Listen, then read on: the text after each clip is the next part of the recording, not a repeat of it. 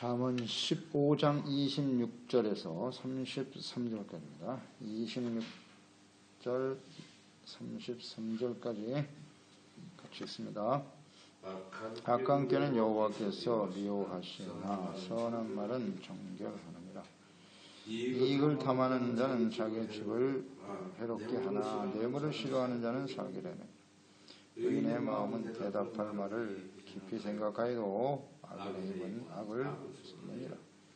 여호와는 악인을 멀리하시고 의인의 기도를 들으시느니라. 눈이 밝은 것은 마음을 기쁘게 하고 좋은 기별은 뼈를 윤택하게 하느니라. 생명의 경계를 듣는 귀는 지혜로운 자 가운데 있느니라. 훈계받기를 싫어하는 자는 자기의 영혼을 경영이니라. 견책을 받는 자는 지식을 얻느니라. 여호와를 경외하는 것은 지혜의 훈계나 겸손을 존귀의 앞잡이니라. 존귀와 영광을 얻게 하는 지혜의 훈계. 악한 자의 생각, 말, 기도, 이것은 하나님께서 미워하시는 일입니다. 지혜로운 자의 기도를 하나님은 기뻐하시고 응답하시는 것이죠. 그래서 생명의 경계와 훈계, 견책을 달게 받는 것, 이것이 바로 지혜와 지식을 얻는 것이고요. 겸손히 훈계를 받는 자, 존귀와 영광을 얻게 된다. 그렇습니다. 이 존귀와 영광은 하나님께로부터 주어지는 것입니다. 스스로 만들어내는 것이 아니죠. 그래서 하나님과 어떤 관계 속에서 살아가는가. 악인은 절대 존귀와 영광이 없어요. 그러나 이 악한 세대 속에서는 먼저 하나님을 알지 못해도 하나님이 없이도 얼마든지 존귀와 영광을 얻을 수 있다. 이것이 이제 사탄의 미혹이죠. 세상 사람들은 그렇게 살아갈 수밖에 없지만 하나님의 자녀들조차도 그런 세상에 어리석고 미련한 생각과 뜻을 받아들이며 살아간다고 하는 것, 이건 정말 조심해야 됩니다. 다시 한번 깊이 묵상해야 돼요. 존귀와 영광, 악인에게는 주어지지 않는다. 이것을 잘 생각해야 합니다. 26절, 악한 꾀는 여호와께서 미워하시나 선한 말은 정결하다. 그러니까 악한 자의 생각과 계획, 하나님이 미워하십니다. 미워하십니다. 그러니까 우리가 예수 그리스도를 믿고 죄사함 받아 의롭다함을 얻게 되었다. 의인이 되었다라고 하는 것은 어떤 종교적인 수사가 아니에요. 의식적으로 내가 의인이 되었다. 과거에 예수님 당시에 바리새인들의 실패 원인, 또 이스라엘 백성들 과거에 그들의 실패 원인이 무엇입니까? 우리는 율법을 안다. 세례 받았다. 그러므로 우리는 의인이다. 이런 잘못된 생각을 가지고 있었다는 거 아닙니까? 예수님께서 그걸 분명히 지적해 주셨잖아요. 우리는 아브라함의 후손이야. 모세의 제자라고. 그러니까 우리는 의로운 사람이라고. 이게 실패 원인이거든요. 오늘 이 시대도 마찬가지입니다. 오늘 그리스도인들이 교회 소속돼 있고 예수님을 주로 고백했고 예배 드리고 세례 받았으니 나는 완벽한 의인이야. 이게 문제입니다. 그 의인은 어떤 사람인데 어떻게 살아가야 되는 것인데 여기에 집중해야 되는데 그렇지 못해요. 이게 참 안타까운 일입니다. 그래서 이 잠언서 말씀은 우리에게 너무나 소중해요. 잠언서는 지혜의 서신이죠. 지혜는 뭐냐? 의인과 악인, 이거 분별하는 겁니다. 죄를 분별할 줄 알아야 돼요. 내가 의인인지 악인인지 그 특성이 어떠한지 너무나 자세하게 구체적으로 기록하고 있어요. 그래서 이 잠언서 말씀을 묵상하다 보면 내가 지금 의인의 길을 가고 있는지 악인의 길을 갖고 있는지 잘 깨우쳐 준단 말이죠. 그래서 악인의 길을 빨리 버리게 되는 것이고, 다시 한번 강조드리면 우리 전도서 말씀 묵상할 때도 그랬고 잠언서 말씀 묵상하면서 이 전도서와 잠언서를 모르는 사람은 그건 온전한 그리스도인이라 할 수 없어요. 이건 정말 우리 삶의 가장 중요한 기초예요. 기초. 내가 지금 영적 상태가 올바른지 아닌지 전도서 잠언서 읽어보면 알아요. 헛된 것에 마음을 빼앗기고 살아가고 있는지 정말 내가 지혜로운 의인의 길을 가고 있는지 너무나 구체적으로 보여주고 있으니까요. 악한 꾀는 하나님 미워하시죠. 악한 생각, 계획. 그럼 뭐가 악인지를 알아야 될 거 아니에요. 그러니까 이 기준 자체를 모르고 있다. 다시 말하면 하나님의 말씀을 모른다고 하는 것은 그 자체가 악이에요. 그러니까 하나님의 말씀을 모르는 상태에서 내가 무슨 생각을 하고 계획을 하고 살아가고 있다면 그 길은 죄인의 길이에요. 틀림없어요. 내가 뭐 교회 다닌다고 해서 내가 다 의인의 길을 가고 있나? 그렇지 않습니다. 그렇지 않죠. 그래서 이 악인의 생각을 가지고 하나님께 나가서 예배드리고 기도하고 그거 하나님이 정말 좋아하실까? No, 아니거든요. 절대 아닙니다. 아무 생각 없이 신앙생활하는 게 얼마나 위험한 것인지를 생각해야 합니다. 신명기 15장 9절에 말씀하셨어요. 삼가 너는 마음에 악한 생각을 품지 말라. 하나님 백성들에게 주신 말씀이에요. 하나님을 만났고 율법의 말씀을 들었던 하나님 백성들에게 악한 생각을 품지 말라. 품을 수 있다는 겁니다. 품지 말라는 것은 명령이잖아요. 곧 이르기를 일곱째 해에 면제년이 가까웠다고 하고 내 궁핍한 형제를 악한 눈으로 바라보며 아무것도 주지 아니하면 그가 너를 여호와께 호소하리니 그것이 내게 죄가 되리라. 인간적인 이익을 얻기 위해서 말이죠. 하나님의 법을 어기고 이런 생각을 해서는 안 된다. 또 디모데전서 6장 3절로 5절 누구든지 다른 교훈을 하며 바른 말 곧 우리 주 예수 그리스도의 말씀과 경건에 관한 교훈을 따르지 아니하면 그는 교만하여 아무것도 알지 못하고 여기 나오죠.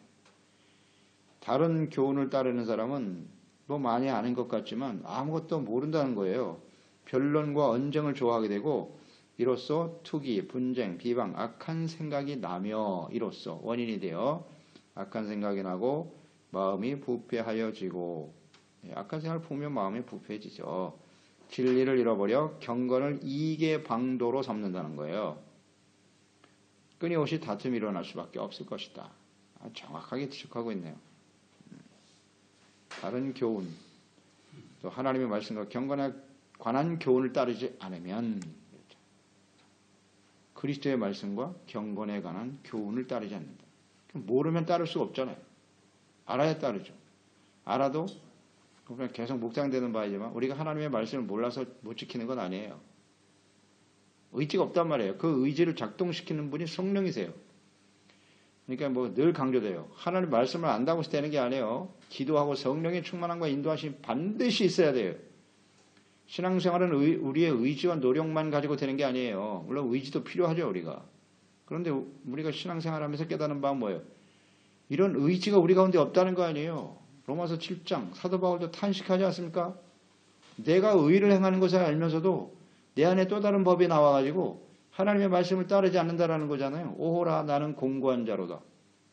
사도 바울도 그런 고백을 하는데 뭐 우리가 말할 것도 없죠. 악한 생각이 끊임없이 일어나요. 끊임없이 일어납니다. 그러니 하나님의 교훈의 말씀, 그리스도의 말씀을 가까이 하지 아니하면 이길 수가 없어요. 그래서 우리 힘으로는 안 된다. 오직 생명의 성령의 법이 나를 죄와 사망의 법에서 나를 자유케 했다. 성령의 법이 성령이 역사하셔야 된다는 거예요. 그래서 8장으로 이어지지 않습니까? 로마서 8장은 성령장이잖아요. 성령의 인도하심을 따르는 삶이 어떤 것인지 너무 중요하죠.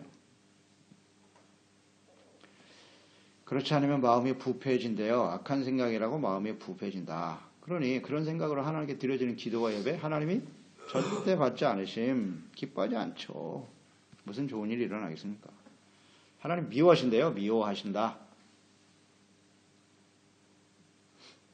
그 다음 선한 말은 정결하다. 선한 말은 오직 이 땅에 선한 것은 하나님밖에 없다 했어요. 예수님께서도 말씀하셨죠. 선하시는 분은 하나님이시다. 따라서 선한 말씀은 오직 하나님의 말씀이에요. 말씀뿐입니다.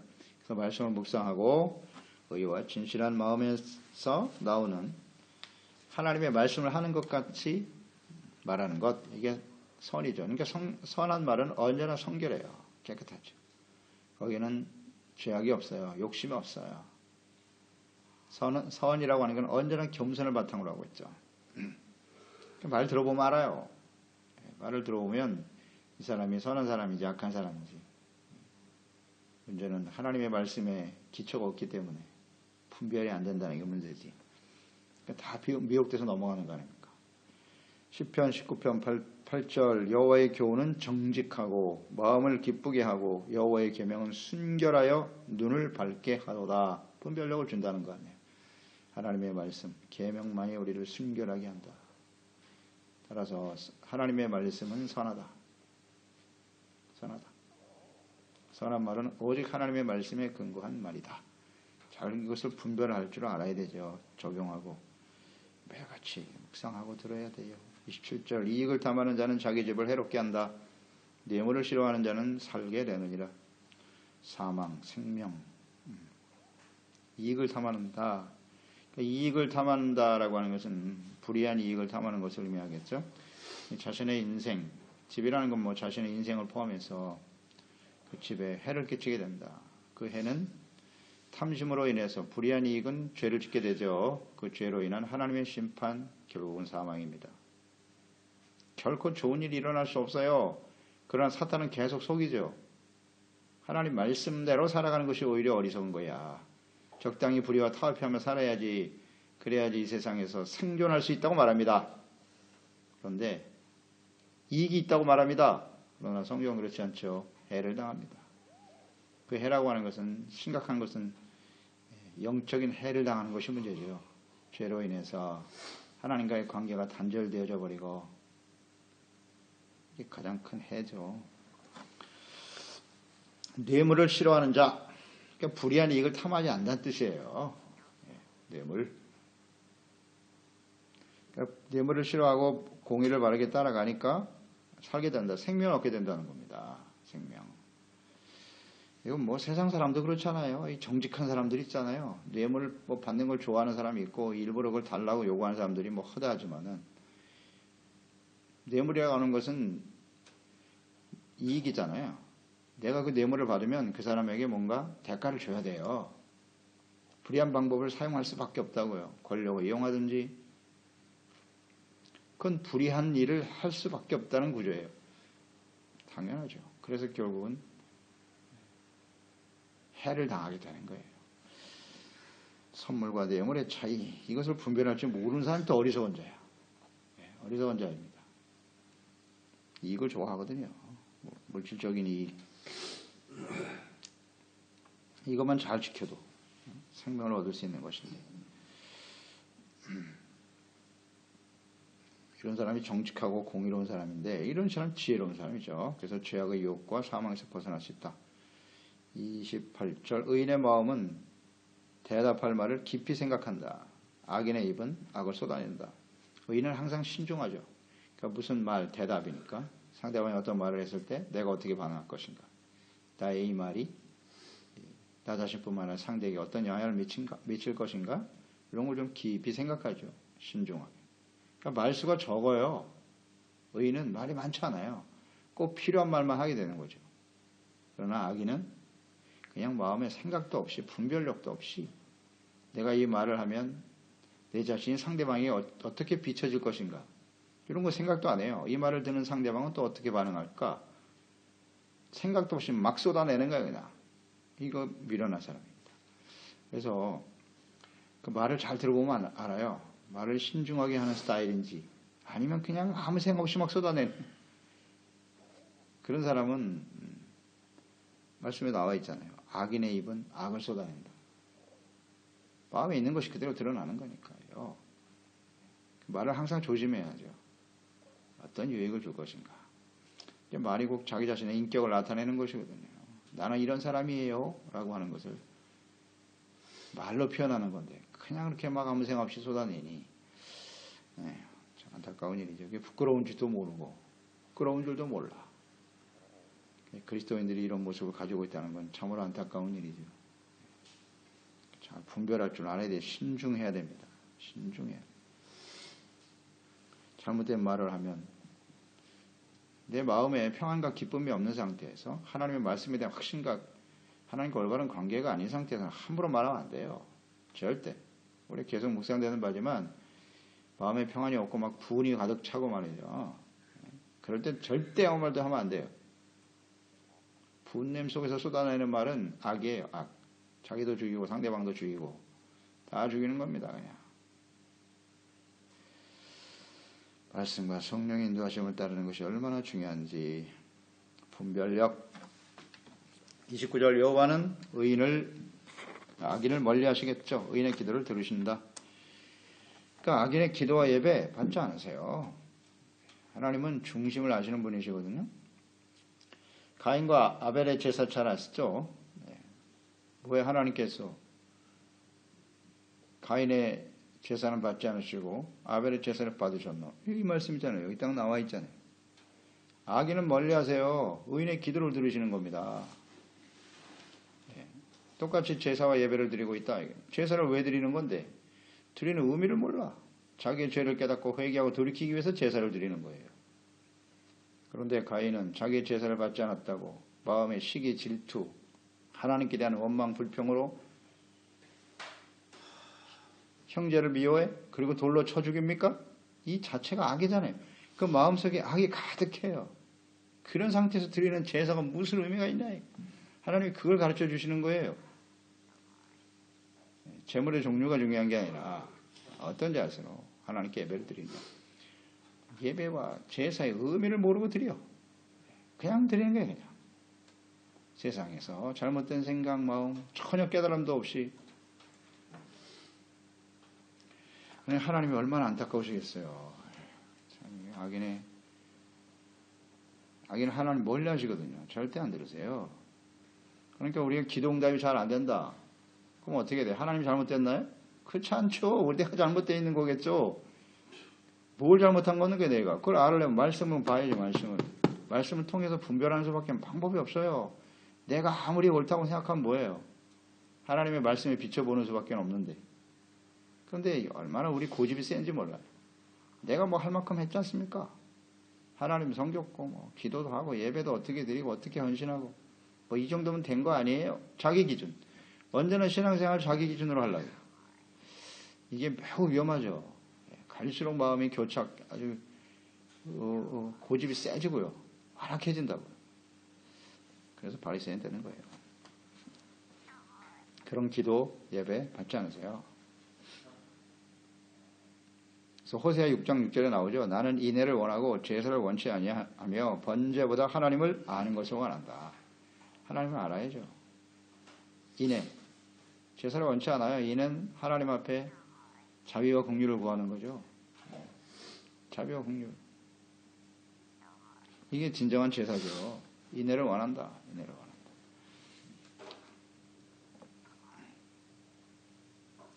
30절 눈이 밝은 것은 마음을 기쁘게 하고 좋은 기별은 뼈를 윤택하게 한다. 눈이 밝다. 이것은 밝은 마음에서 나오는 밝은 얼굴을 의미하는 거예요. 밝은 얼굴. 사람의 마음을 기쁘게 한다. 사람의 그 얼굴을 보면 그 마음에 있는 상태가 그대로 나타나거든요. 눈도 역시 마찬가지. 눈빛, 얼굴. 밝은 마음. 마음에 항상 기뻐하고 범사에 감사가 넘치면 얼굴빛이 달라. 그러면 상대방의 이 밝은 얼굴은요, 상대방을 기분 좋게 해요. 그렇지 않겠어요? 우리가 다 경험하는 바 아니에요. 이제 얼굴을 살피게 되잖아요. 마음의 상태가 어떠한고. 얼굴이 다 드러나죠. 다 드러나요. 그래서 얼굴이 맑고 환할 때 사람들에게 좋은 영향을 준다. 그만큼 우리는 그리스도인들이기 때문에 특히 얼굴에 책임을 지고 살아야 된다 그랬잖아요. 우리 얼굴을 통해 사람들에게 은혜를 끼쳐야지. 그냥 뭐 환한 얼굴. 뭐가 이렇게 불만이 많은지. 마음에 기쁨이 없어. 근심 걱정 염려로 가득하고 어두워. 그 사람들이 몰라요? 다 알죠. 다 압니다. 그래서 우리의 마음을 기쁨과 감사로 평안으로 유지하는 것은 얼마나 중요한고. 또 좋은 기별은 뼈를 대한다. 좋은 기별은 좋은 소식이죠. 좋은 소식은 뼈, 건강을 준다는 거예요, 사람에게. 그러니까 우리는 좋은 소식을 전하는 사람이 돼야죠. 복음이잖아요, 복음. 좋은 소식. 예수 그리스도를 통해서 죄 사함 받고 용서받고 구원받아 하나님의 자녀가 되고 하나님과 함께 동행하며 영원한 하나님의 나라의 소망을 바라며 살아가는 좋은 소식은 하나님의 말씀, 복된 말씀이에요. 복음의 말씀이 우리에게 좋은 소식이에요. 자, 복음의 핵심을 아시죠? 복음은 예수 그리스도입니다. 십자가가 복음이에요. 십자가가 뭔데? 십자가가 뭡니까? 무조건 그냥 하나님께 나오면 복 받는 겁니까? 십자가는요, 죄에 대한 깨달음이에요. 죄에 대한 하나님의 심판, 죄가 얼마나 무서운가 깨닫는 것이고, 나 같은 죄인들 하나님께서 용서해 주시고 구원의 은혜를 베풀어 주시는구나. 십자가는 공의와 사랑이 함께 나타나 있다는 거 항상 잊지 말고요. 근데 우린 좋은 소식이라고 하면 죄에 대한 깨달음보다는 누를 훈계하고 권면해주고 바로잡아주는 일은 별로 관심이 없어. 그건 좋은 소식이라고 생각하지 않아. 그리고 그냥 무조건 모든 것이 잘 되고 위로해주고 칭찬해주고, 물론 그게 다 좋은 소식이긴 하죠. 필요하죠. 어떤 게 진짜 좋은 소식인가? 내가 죄인의 길을 걸어가고 있는데 어떤 것이 좋은 소식일까요? 계속 그 길로 가. 너는 지금 올바로 살고 있어. 잘 될 거야. 죄인에게 가면서 계속 긍정적인 말을 해주는 게 좋은 소식일까요? 네. 그건 결코 좋은 소식이 아닙니다. 그것은 영육 간의 건강을 얻지 못해요. 계속 스트레스는 가중될 것이고 불안, 초조, 두려움 속에 시달리게 되겠죠. 하나님의 자녀가 악인의 길을 가고 있는데 그 길을 계속 가도 복을 받는다는 게 무슨 좋은 소식이에요, 그게. 그러니까 기쁨이 없어요. 절대 평안이 없습니다. 그러니까 신앙생활을 아무리 해도 교회 나와서 예배드리고 해도 여전히 마음이 무거워. 기쁨이 없어. 평안도 없고. 그건 좋은 소식이 아니죠. 근데 교회 나오면 항상 잘 된다, 복 받아라, 긍정적인 생각. 맨날 이런 말만 듣는 거야. 근데 왜 마음은 무겁지? 해결이 안 돼. 기쁜 소식이 아닙니다. 그런 건. 31절로 이어져야죠. 생명의 경계를 듣는 귀. 이런 귀가 있어야 좋은 소식을 들을 수 있어요. 지혜로운 자 가운데 있고 훈계받기를 싫어하는 자는 자기의 영혼을 경히 여기는 거다. 업신 여기는 거예요. 영혼이 죽음의 길로 가게 하는 거고, 견책을 달게 받는 자는 지식을 얻느니라. 이겁니다. 생명의 훈계. 그 다음 견책, 훈계. 이거를 잘 들을 수 있는 귀가 있어야 좋은 소식을 들을 수 있겠죠. 아멘입니다. 그래서 지혜로운 사람이 좋은 소식을 들어요. 항상 하나님 말씀을 통해서. 좋은 소식이 뭐냐? 가장 좋은 소식은 내가 지금 잘못된 길을 가고 있구나. 빨리 회개하고 돌이켜야지. 그리고 하나님의 길을 따라가는 거예요. 의인의 길, 그 지혜로운 길을 가야죠. 그래야 그곳에서 주는 생명과 평안과 기쁨을 누리게 되겠죠. 하나님의 약속하신 은혜와 축복을 누리게 되는 거예요. 그게 좋은 소식 아닌가요? 오늘 말씀의 가장 중요한 핵심이에요. 훈계, 책망, 견책을 들을 수 있는 귀와 마음이 있어야 돼요. 그런 마음은 어떤 마음? 마지막 33절에 나오죠. 여호와를 경외하는 것은 지혜의 훈계다. 겸손이 겸손한 마음을 가지고 있어서 언제나 지혜의 말씀을 통해서 훈계를 들을 줄 아는 것이 바로 하나님을 경외하는 것이다. 그게 곧 하나님의 말씀이고, 훈계, 책망, 교훈, 하나님의 말씀이잖아요. 책망과 교훈과 의로 교육하기 유익하다. 하나님의 사람으로 온전케 하고 선한 일을 행할 능력을 갖추게 하는 것이 하나님의 말씀이라고 그랬는데, 그 말씀을 우리가 겸손히 받아들일 수 있는 것이 좋은 소식이죠. 그럴 때 영육 간에 강건함과 생명을 얻게 되겠죠. 따라서 더 나아가서 겸손한 사람에게는 무엇이? 겸손의 존귀 앞잡이다. 존귀와 영광을 얻게 된다는 겁니다. 이게 바로 지혜가 주는 하나님의 은혜의 선물이죠. 선물입니다. 자, 우리는 이런 귀가 열려 있나요? 날마다 말씀을 통해서 좋은 소식을 듣고 있나요? 좋은 소식이 뭔데 도대체? 그냥 듣기 좋은 말만. 아니, 생명, 훈계, 견책, 교훈을 받을 줄 알아야 돼요. 그래서 빨리 돌이켜야죠. 그게 복음 아닙니까? 예수 그리스도의 복음이 뭐예요? 당신들 지금 죄로 인해서 멸망의 길을 가고 있어. 회개하라. 천국이 가까웠느니라. 이게 복음 아닙니까? 회개해야죠. 그래서 죄를 벗어버리고 예수 그리스도의 십자가의 보혈로 그 앞에 나가 자백하고 회개하고 용서받고 의롭다함을 얻어. 그게 복음이잖아요. 회개가 없는 복음은 없어요. 훈계와 책망, 지혜의 훈계를 받지 않는 것은 절대 좋은 소식이 아니에요. 사람들이 이걸 분별을 못하잖아요. 안타까워요. 말씀을 전하는 주의 종들도 마찬가지. 이건 몰라요. 이게 좋은 소식이라는 사실을 몰라. 확신이 없어. 그저 사람들의 귀에 듣기 좋은 말만 계속하는 거예요. 그게 좋은 소식이라고 생각하는 거예요. 그게 복음이라고만 생각한다고. 아니거든요. 아니. 잠언서 말씀을 들으면 확연하게 드러납니다. 구분이 되는 거예요. 결론입니다. 존귀와 영광. 어떻게 존귀와 영광을 얻죠? 세상에서 부와 권세를 누리고 권력을 누리는 게 부와 존귀입니까?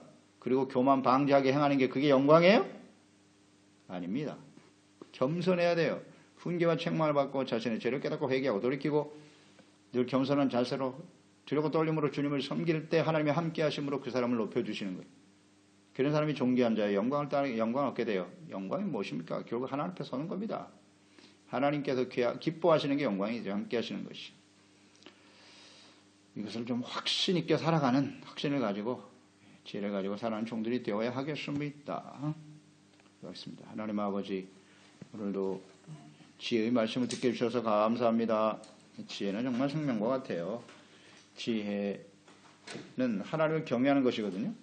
하나님을 경외하는 것이란 주님의 말씀을 잘 듣고 지켜 순종하는 것인데, 지혜의 훈계를 받아야 된다. 그렇습니다. 훈계, 책망, 또 견책이라고 하는 것은 우리의 잘못을 바로잡아주는 거잖아요. 바로잡아서 올바른 길로 가게 하는 것, 이게 바로 좋은 소식이죠.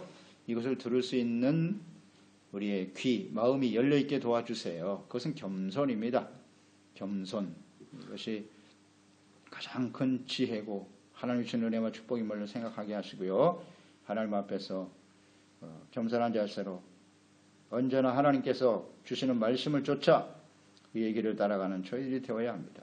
아무리 제사, 예배, 기도를 드려도요, 악인의 죄인의 길에서 벗어나지 않으면 하나님이 절대 받으실 수 없다.